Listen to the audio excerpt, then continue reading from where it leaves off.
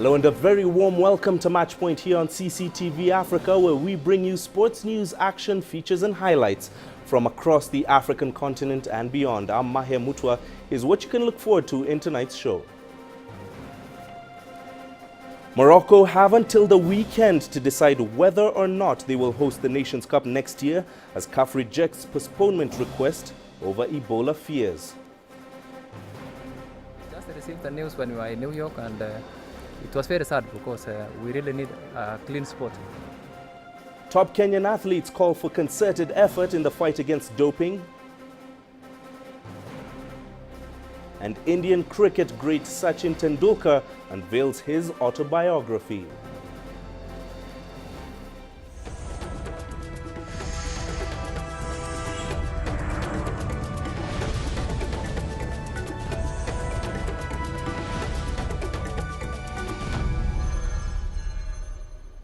Let's kick things off in Nigeria, where former World Footballer of the Year George Weah has called on the Confederation of African Football to reason with the host of next year's Africa Cup of Nations tournament, Morocco, and allow the North African nation to postpone the event to a later date. Morocco had expressed hesitation to go ahead with the January showcase out of fear of the spread of Ebola.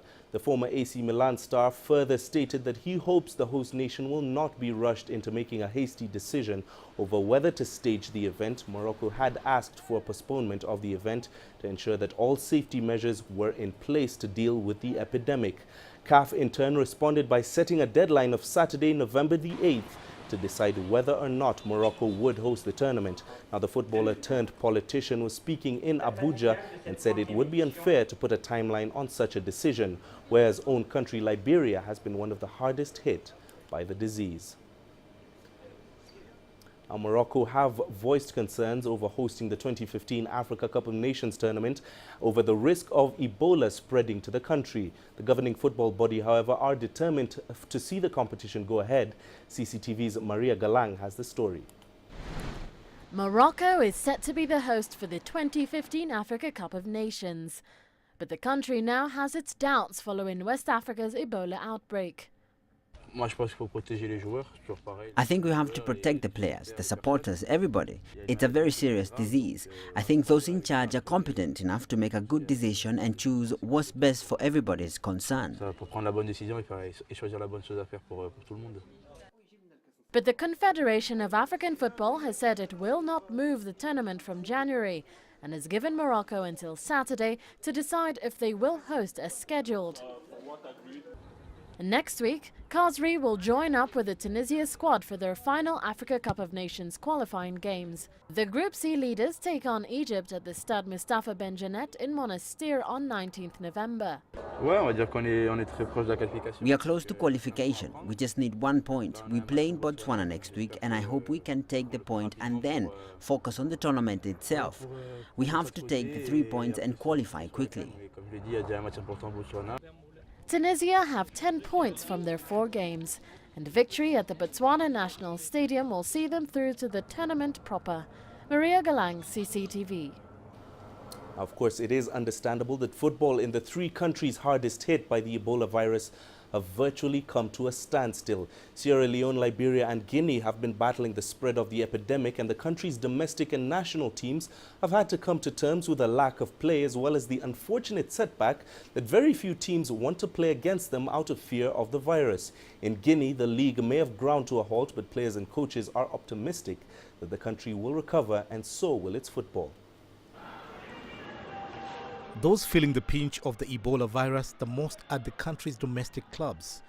The fact that they cannot travel in or around the country means they face the prospect of potentially missing lucrative club engagements. Les clubs sont pénalisés dans ce sens où le Horoya est qualifié. Clubs are penalized in the sense that Horoya AC is qualified for the African Champions League. In case the epidemic doesn't end soon, Horoya and ASK will have to play their matches away. That we don't want. So that is already a penalty. Guinea's Football League was put on hold due to the virus. But some teams are jumping the gun and holding training sessions in anticipation. We have started training too because the two championship clubs that are in the continental competition are preparing already, so why not us? All the clubs in the first division have started training, and rumor has it the championship will start again in December. So we can't do nothing because there's this Ebola problem. I think that by the end of December, early January, it will end and we will be able to go back to the national competition. But the players remain optimistic. They believe that soon enough they'll be back in competitive action. It is a bit complicated. We don't know the program for resuming the championships yet. But we need to concentrate on being ready in time. That way, we aren't surprised or find out at the last moment when the championship will take place. This is why we have started training already, because we know that the epidemic will pass. Guinea's national football team has had to play their matches away from home.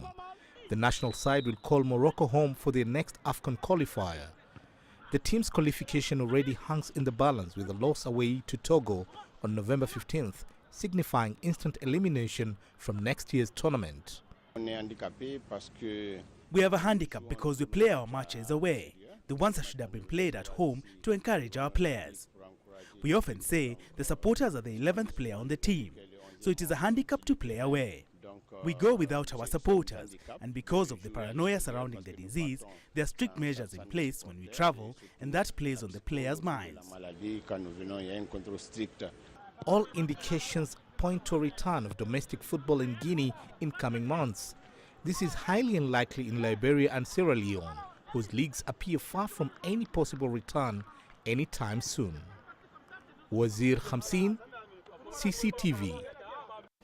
Now moving away from matters Ebola, Cote d'Ivoire captain Yaya Toure leads the short list of players in contention for the just-released CAF Football Player of the Year award. The Confederation of African Players released the list of 25 players on Friday, which included several big names. Also honored will be players based on the African continent, which was led by the nomination of the late South African goalkeeper and captain Senzo Meyiwa, who was killed under tragic circumstances in South Africa last month. Also included are a number of Toure's compatriots, including AS Roma's Gervinho and Swansea's Wilfred Bony. Nigerian goalkeeper Vincent Inyama also makes the shortlist alongside Togo captain Emmanuel Adebayor. Ghana duo Asamoah Gyan and Kwadwo Asamoah are also in the running to win the prestigious prize. Bordeaux coach Willy Sagnol has landed himself in trouble after the former France and Bayern Munich defender said that African players were powerful but seemed to suggest that they lacked both intelligence and discipline. The 37-year-old French Ligue 1 coach was speaking in an interview with the local newspaper Sud-Ouest. Since then, he has faced an intense backlash from anti-racism advocates, including the International League Against Racism and Anti-Semitism. The club have stood by their coach, claiming that he was taken out of context. This is not the first time this has happened, following a similar incident in 2011 when then France coach Laurent Blanc attended a meeting where the idea of quotas for Arab and African youth players were discussed. Sagnol received support from his club's summer signing Wahbi Kazri, while also clearing his name. I'm very happy to work with him. He's very competent and professional. This controversy is ridiculous. Parler de l'Africain moins cher. I talked about Africans who are cheaper and are ready to fight. What I meant was young African players who come to Europe with all their motivation to succeed and often to get out of precarious situations. As far as certain accusations leveled against me are concerned, accusation of racism, I am 37 years old. 32 of those years I spent in football locker rooms. I have never had a problem with anyone. De football. Je n'ai jamais eu un problème avec qui que ce soit. All right, now let's go to a quick break here on Match Point, but there's plenty more stories still to come, including... We just received the news when we were in New York, and it was very sad because we really need a clean sport. Top Kenyan athletes call for concerted effort in the fight against doping.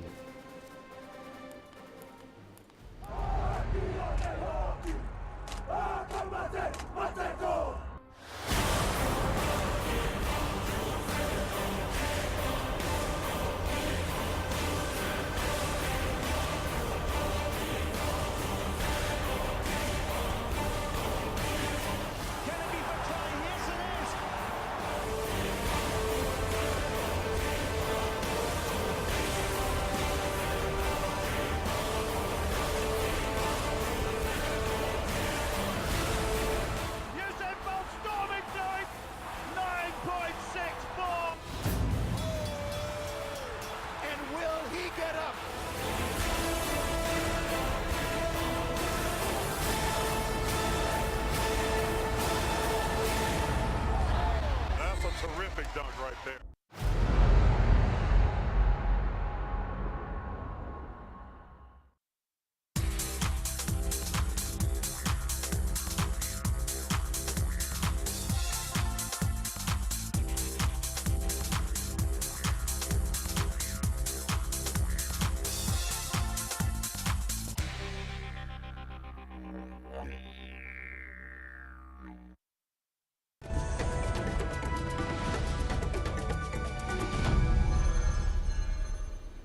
Welcome back, you're watching Match Point. Now, the World Marathon Majors is the biggest prize in road racing with a monetary prize of $500,000 US. And so it fits that the new winner, Wilson Kipsang, is enjoying his moment of glory. The competition for the jackpot has become so fierce over the years that this year, former marathon record holder Kipsang beat his compatriot Dennis Kimeto by just a point. Kimeto shaved 26 seconds off of Kipsang's 2 hours 3.23 seconds time to set a new world record in Berlin this year. So for Kipsang, who needed a win in New York to secure the jackpot, securing the World Marathon Majors win was sweet revenge. Kipsang, however, noted that it wasn't easy to focus on the jackpot while battling strong winds and an even stronger field last Sunday. It's really something good, and I really feel great for that opportunity, because it doesn't happen to each and every athlete. So for me, I think it was really an opportunity for me, but it was very challenging because my only option was to win this race. If I didn't win, then I could not have really won the series for them, all majors. I've broken the world record, and still in my mind to still try and see if I can really get it back. So I've not really lost that confidence to go for it. So it is still in my mind that I still want to go for it. While staying with Kenyan athletics, Rita Jeptor's doping allegations continue to draw reactions from many quarters, both in her home country, Kenya, and abroad, even as she awaits the result of her B sample. Now, the B sample remains the 5-time major city marathon winner's only chance to exonerate herself, but should it return positive, then she faces 2 years in the cold. And as Celestine Karane reports, Kenyan athletes now want the government to be vigilant in ensuring Kenya's athletics heritage isn't corrupted by the cheats. Rita Jeptor is back. Rita Jeptor has enjoyed the spotlight as Kenya's best female marathoner for 2 years. But now she finds herself cast as a villain in a story she'd rather not feature in, a positive doping result. This week, the 33-year-old met Kenyan officials where she expressed her right to have her B sample tested. Athletics Kenya is taking this matter very seriously, and we would like to prove to the world that we are not lying on things that we know are bad. The B sample is Rita's last chance in staving off a 2-year ban which comes with a guilty verdict from the world governing body IAAF. For Kenya's athletics body, Rita's case offers a crisis of image to a national treasure, coming just 2 years after yet another high-profile athlete returned a positive test. In 2012, Matthew Kisorio rocked the athletics fraternity when, after testing positive, said that the vice is rampant in Kenya. For Kenyan athletes, the repercussions of another doping scandal are huge. It was not good news, especially to athletes who have been really running at the top and running good time. You find that it's not really good. But I think it's something that the government should really take it very seriously. In 2013, Kenya came under scrutiny from the World Anti-Doping Agency, WADA, for failing to investigate a spike in athletes testing positive for banned substances. But even as WADA plans to help set up a testing facility in the long-distance running hub, athletes believe the first step to curbing the vice is education. Many athletes, they are not aware of what is going on. So it just happens, somebody just announced you are in. Many athletes, they don't know what is this drugs which is not allowed, what is allowed or what is not allowed. 2015 is a world championship year, and Kenyan athletes would prefer to head to Beijing without a doping cloud hanging over their heads. For Rita Jeptor, though, the dream of a world title is out of reach as she tries to salvage her career. Celestine Karane, CCTV in Nairobi. Rita. Right now, so regardless of who wins the women's title, Wilson Kipsang is set to become the latest men's winner of the World Marathon Majors title. Let's now go back and look at the past winners of the title, dating back to the first edition in the year 2006. Back then, the men and women's winners both accumulated 80 points over the season to beat out the field, as Robert Cheruiyot of Kenya and Getewami of Ethiopia won the inaugural World Marathon Majors standings. The next year, another Kenyan won the men's race, while Germany's Irina Mikitenko won the women's, which was the first of her 2 consecutive titles. Martin Lel was the winner from Kenya there. He finished with 76 points, beating Robert Cheruiyot, the man who beat him to the top spot the previous year. In 2008-2009 marathon season, Kenya's Samuel Wanjiru topped the standings with 80 points. The young runner marked an incredible rise to prominence, considering he had only just won his first major marathon a year earlier. In the women's category, Irina Mikitenko once again beat out the field to win her second title with a whopping 90 points. That season. The following season, nobody could beat this man again, Samuel Wanjiru, who followed in Mikitenko's footsteps to become the first male consecutive winner of the World Marathon Majors circuit. Russia's Lilia Shobukova won the women's circuit with beating out the field with more than 40 points. Now, the first of 2 Kenyan Mutais won the following year. Emmanuel Mutai won with 70 points to beat out the men's field, while once again Lilia Shobukova beat the women's field. The former European record holder in the 3,000 and 5,000 meters won in both London and Chicago to hand her the jackpot. Now, the following year was a good one for Kenyan runners. Jeffrey Mutai edged out Tsegai Kebede and Wesley Korir to the top spot, having set the fastest ever time for a marathon in Boston, although that was never ratified. Mary Keitani was the women's winner, finally clinching the top spot she had craved for a very long time after finishing 3rd the year before. And last season, Kebede finally got his revenge to win the series final standings with 75 points in the men's race.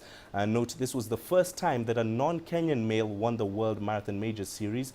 Priska Jeptor won the women's race with the same points tally to become the 3rd female East African to win. Well, now moving away, the yachts competing in the Volvo Ocean Race this week stopped off in Cape Town, South Africa. The 7 teams taking part raced more than 6,000 nautical miles, and one team is already causing a few waves, as our reporter Dan Williams found out.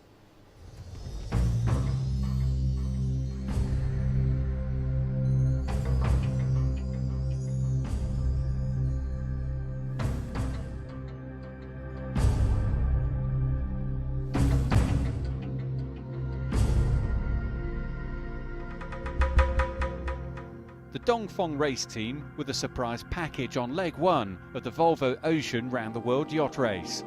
A second place finish was an impressive return, especially given the 2 China crew members on board had no experience of offshore sailing 6 months ago. It's a breathtaking achievement, and the team are enjoying proving their critics wrong. We are racing for China, and that doesn't mean just sticking Chinese sponsors on board and a Chinese flag. It means it being a Chinese project. But we're taking guys who with virtually no experience, certainly no offshore racing experience, and in 6 months have had to get them up to a level capable of racing against people that have been doing this for 20 years. That makes it for a different team makeup than probably in all the other teams. But it's core to the project. If we don't have the Chinese sailors, not just on board, but here in the shore team, there's 6 Chinese sailors altogether, and the guys not on the boat are just as important as the guys on the boat. As the yacht was taken out of the water for essential repairs, so the ground team spring into action. On the first leg, the crew were pushed to the limit, no more so than when they broke their rudder. The teamwork required to fix it, in turn, brought greater unity. Yeah, I mean, obviously when you break a rudder it's a big thing, and we really had to pull it all together, all 8 of us together to get the rudder back into place, and I'm really proud of what we did there. To do that in 2 hours was a really good achievement, and after that it brought the spirits up on the boat as well to see that we could handle a thing like that. As the crews prepare for the second leg, a 6,125 nautical mile trip to Abu Dhabi, so comes a determination from them to demonstrate that the success on the first leg was no fluke. I think just because a lot of people thought about us, make us work harder and try to, as you said, we want to prove more, and so we do all the maneuvers more serious than others. Other people maybe push them 100%, we try to put 120%. With the boat out of the water, the crew can enjoy a well-deserved break here in Cape Town. And longer term, the Dongfeng race team has a vision, and they're targeting greater China representation in their crew in the future. In the Volvo Ocean Race in 3 years' time, we might have half the crew as Chinese and more of the support team as Chinese. And in 2 editions, in other words, in 6 years from now, could we have a Chinese skipper and a full Chinese crew and be competitive? That would be an amazing achievement. We've made a great start so far. We've got another 7 months on this race to progress that, and I hope that will be the launch pad for that truly, fully Chinese team in the future. That's our mission, and that's what we're here to do with Dongfeng. But before that, the attention is on this edition of the race, with a further 7 months and more than 30,000 nautical miles left to navigate. Dongfeng has started in impressive style. The challenge now is to maintain it. Dan Williams, CCTV, Cape Town, South Africa. You're watching Matchpoint here on CCTV Africa. Let's take another quick break, but still to come. India's cricket great Sachin Tendulkar unveils his autobiography.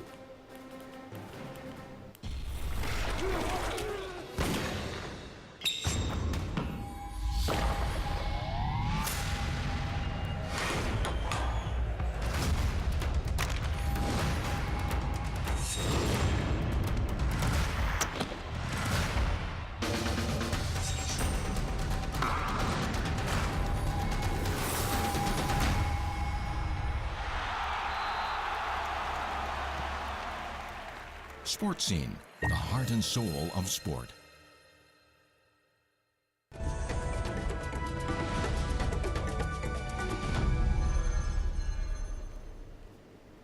Welcome back. You're watching Matchpoint now. Cricket legend Sachin Tendulkar looked back over his glittering career, including winning the 2011 World Cup for India during the launch of his autobiography. The book, dubbed Playing It My Way, has already stirred controversy for the revelations it made about former Indian team coach Greg Chappell. One of his best moments captured in the book is the victory against Sri Lanka in the 2011 World Cup finals.